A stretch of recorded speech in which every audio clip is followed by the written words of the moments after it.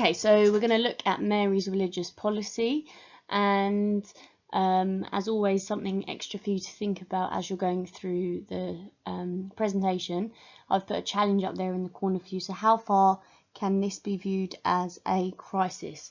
So that's something additional you might want to analyse in your notes after or as you go through. A few key terms: statute law, just being laws passed by an act of Parliament. The next one there, Te Deum, which is a traditional Catholic form of service, usually sung in order to thank God for the successful outcome of a particular event. And then a Requiem Mass, and these are masses which are performed on behalf of the dead.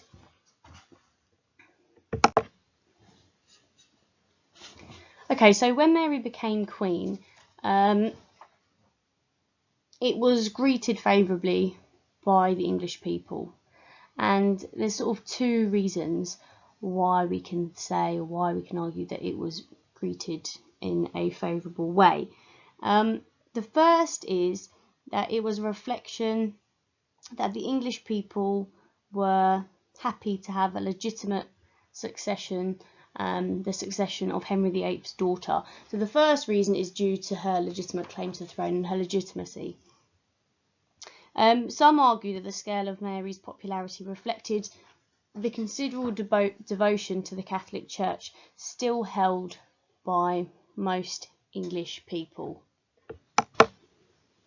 And there's lots of evidence to show that support for Mary was quick to appear. In East Anglia, it was ordinary people who first joined her cause. She was proclaimed Queen in Buckinghamshire, Oxfordshire, Northamptonshire and the North. The Earl of Oxford, for example, was forced by his household servants into declaring Mary Queen. And probably one of the best examples is a naval squadron who was sent by the Duke of Northumberland to Norfolk, to the Norfolk coast, to prevent Mary from escaping, actually mutinied against the Duke of Northumberland in support for Mary. After the mutiny, the Duke of Northumberland marched into East Anglia after Mary, and in his absence, the rest of the council actually abandoned his cause and also supported Mary. On the 19th of July, Mary was proclaimed Queen in London, and the Te Deum, which, like we said, the traditional Catholic form of service, was sung in St Paul's Cathedral in London and also in Grantham in Lincolnshire. There was massive popular rejoicing in many parts of the country, particularly in York and also in small towns as well. For example, the small Shropshire town of Bridgnorth. Christopher Haig particularly suggests that much of this represented the releasing of pent-up opposition to the introduction of the 1552 prayer book and the confiscation of church goods. So it was almost a release in some parts of the country of people's feelings of frustration to the previous religious reforms which had occurred. So let's have a little look at the Restoration. The restoration of Catholicism was anticipated in many parts of the country. At Melton Mulberry in Leicestershire, the altar was immediately rebuilt and masses were said. In Yorkshire, masses were held from the beginning of August. Even in London, where Protestantism was well established, parishes, evidence suggests that parishes rushed to restore Catholic traditions. An altar was set up in one church on the 23rd of August, and Requiem Masses, which, as we said, were performed on behalf of the dead, and these Requiem Masses were a Catholic tradition, were held at St Helens in Bishopsgate in London. Church wardens' accounts show that Latin service books were being brought back quickly, and where possible, stone altars were restored. So altars, images, crucifixes were set up, and traditional processions began again. And I've just got an image for you there. You can see on the left the Protestant, the sort of very simplistic table, and on the right you can see the sort of images, the stone altar, the crucifix at the top. So these are some of the things that the Catholic Church that they started to see a return of during Mary's restoration.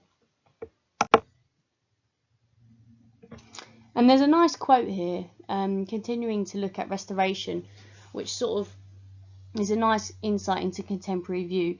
Robert Parkin was a Yorkshire priest, and he said, "All this came to pass without compulsion of any act, statute, proclamation or law."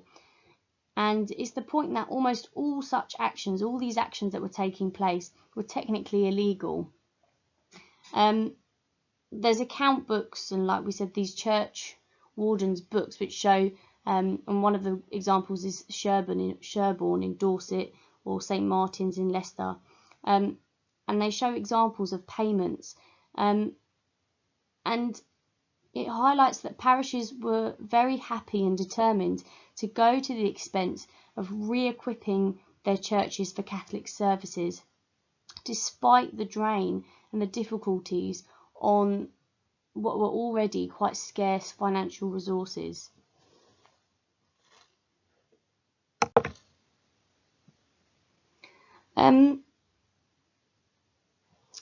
So obviously Mary is very famous for her treatment of Protestants, and much of this criticism really rests on the assumption that England was already Protestant by 1553. Certainly in 1552 and to 1553, the Duke of Northumberland and Thomas Cranmer had pushed through radical religious policies, and the reign of Edward saw much Protestant propaganda, and there's no doubt that by the end of Edward's reign, there had been many converts, particularly amongst the ruling and the educated classes. But what evidence do we have to suggest that Protestantism was really embedded within England? Evidence of wills suggests some growth in Protestantism. 80 MPs voted against the repeal of the Edwardian religious laws. This suggests there was sincere support for Protestantism among many members of the ruling classes or the governing classes. There were 800 Protestants drawn from among the relatively wealthy and well-educated who spent the reign in exile in centres of Protestantism, such as Geneva, Strasbourg or Frankfurt. Almost 300 Protestants were willing to die for their faith during Mary I's reign, and these were ranging from humble peasants to Archbishop Cranmer. There is also evidence of Protestant motives among Wyatt's rebellion and the followers of Wyatt's rebellion in Kent. And there's also evidence of Protestantism in certain geographical locations, for example, it being particularly popular in London, Kent, East Sussex, and certain parts of East Anglia. And so the sort of general picture that we've got now from evidence suggests that there was particularly strong support of Protestantism in the southeast of England, though the extent of support for Catholicism was arguably much greater. For Mary, the religious objectives at the start of her reign were very straightforward. Firstly, to reassert Catholic doctrines and practices, and secondly, to re-establish a Catholic Church hierarchy.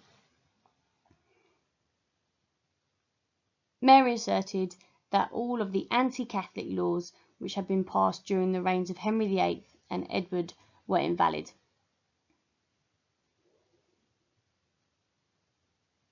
In 1553, all of the religious laws passed during Edward's reign were repealed, and in 1554 the heresy laws were reenacted. In 1555, all anti-papal acts passed since 1529 were repealed. Reginald Pole, Mary's father's second cousin, had been appointed Archbishop of Canterbury. He was a man with a great deal of vision, and he was also highly intelligent. Efforts to restore Catholicism might well have succeeded and been more successful in the long term if more time had been available.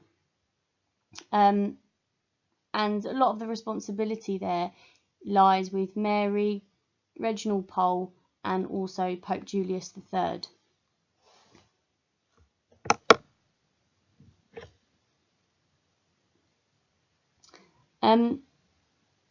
A few monasteries were restored, but one of the problems here was that too many men of property had benefited after the dissolution of the monasteries to enable this to happen more thoroughly and more frequently.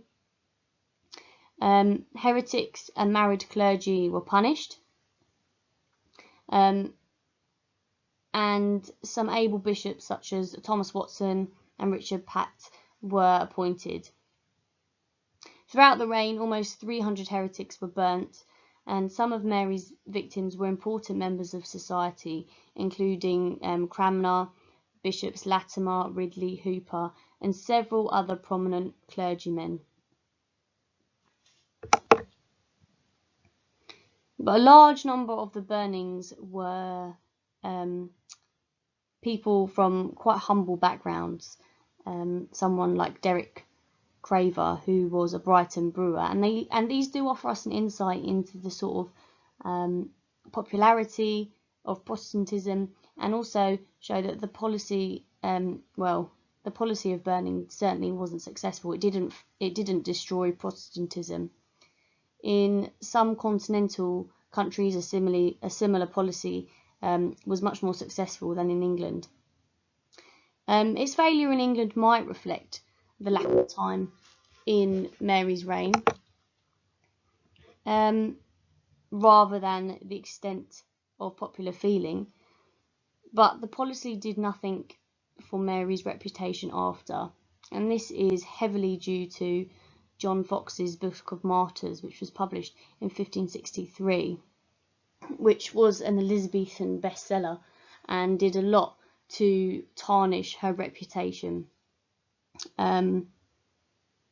during Elizabeth's reign, and focused heavily on her burning of Protestants.